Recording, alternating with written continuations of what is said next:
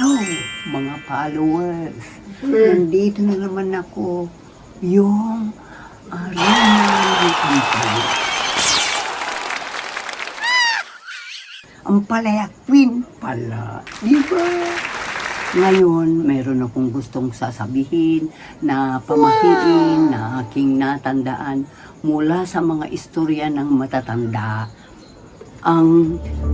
Kapag ka daw meron natutulog na tao, huwag nating siyang hakbangin.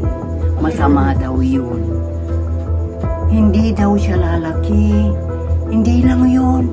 Anong malay natin kung merong masamang mangyari sa kanya? Tulog bakit mo siya hahambangin, hahakbangin? Kagaya mo ikaw kung ikaw natutulog at hakbangin ka nila, hindi kaya ikaw magagalit. Kaya mga followers, huwag natin gawin yun. Kapag ka meron tayong part ng pamilya na natutulog, huwag biru-biruin, hakbangin siya. Kasi bad nga talaga iyon, di ba? Bakit? Masama? Masama talaga iyon. Tulog, kasarapan ng tulog, hahakbangin mo yun. Hindi yun. Kapag kagising, lanta, parang lanta siya. Hindi maganda ang gising niya. Tapos, hindi siya masyadong lalang.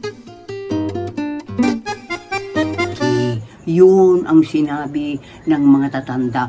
Gusto mo ba yung makitang part ng pamilya mo na hahakbangin mo pagkagising ay lanta? Hindi siya masaya. Hindi yun. Huwag natin gagawin.